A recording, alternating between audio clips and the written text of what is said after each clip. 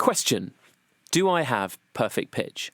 Answer: sadly, I think I don't. Pretty sure I don't. I don't, which is sad. It causes me immense amount of pain in my life. But there we go. It is what it is. And if you're an adult, apparently there's not much you can do about that. So there we are.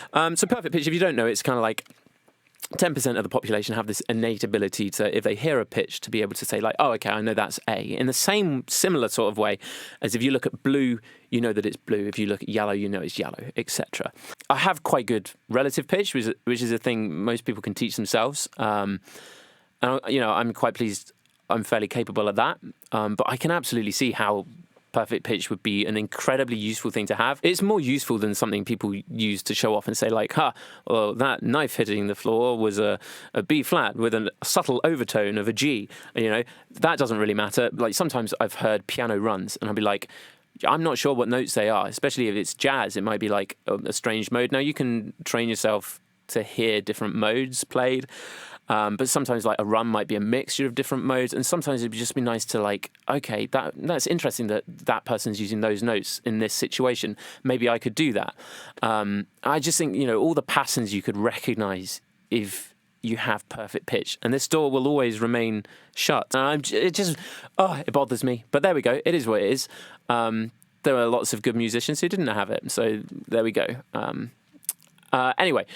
So there is this little program website called.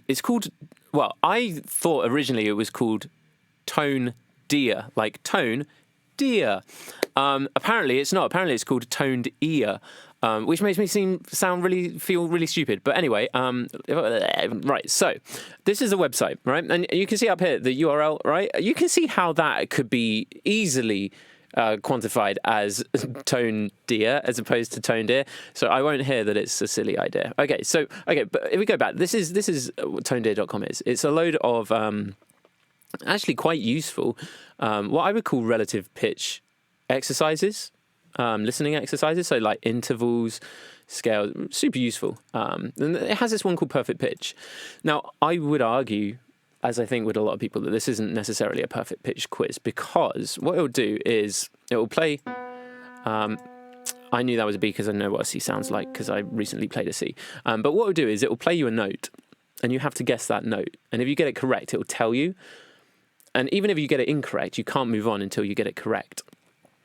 And so because it tells you what that note is, you can hear it again, right? You can remember that in your head, and if you've got quite good relative pitch, you should, in theory, be able to work out what the next one is. So if we keep bum, dum, dum, dum, or we could say that is the third note in the major scale of B. So, and it's E flat, so it is. That's C sharp. Dum, dum, dum, dum, dum. So we're still relating this back to that B. Now, this is an A flat. Now, I know that's an A flat because I've played a lot of Fantasy Impromptu by Chopin, and that's kind of... I think I just have quite... you can have a pitch memory, which is different to having perfect pitch. I also think that a problem with this is that you can remember the timbral quality of a recording. And so this only has like one recording of C4. So obviously there's like C1, 2, 3, 4, 5. I don't know how many octaves this spans. But you can, if it only has one recording of each note, you can kind of remember the quality of the recording as opposed to the notes. So sometimes it's like notes have a certain quality, and I'm like, that sounds like the recording of C sharp, and it is, even though I'm not really good at guessing what C sharp sounds like. So if I was to do C sharp, if I was to tell you what C sharp sounds like, well, that's because I kind of went from C. Anyway, dun, dun, dun, dun, dun. Aha, that was wrong. So, it's F sharp. Oh, that's C. That is G. But anyway, so you can go along with this and give it a go yourself. I think sometimes, like, let's say we get an A. That is an A. That's funny. That's an A. So sometimes I know it's an A because, and that's that one. But because I know the beginning of Fairy Tale of New York. and I've played that a bit recently because it's been Christmas. I think you can recognize the beginning note of a song, but again, I don't think that's necessarily perfect pitch. I think you can learn to recognize recordings. Like if I played this, you might be like, I think you're about to play Welcome to the Black Parade by My Chemical Romance. And you'd be correct, because that is the beginning note. But again, I wonder if that's recognizing the pitch or recognizing the quality of the recording. If somebody played that note on an oboe, would you be like, oh, yeah, that's Welcome to the Black Parade? I don't know. I suspect probably not. But anyway, so yeah, that's... I won't go any further, because if I get it wrong, I'll embarrass myself. But yeah, this is toned ear. Look, it says toned ear. Why anybody would think it was toned deer is beyond me. Bloody idiots.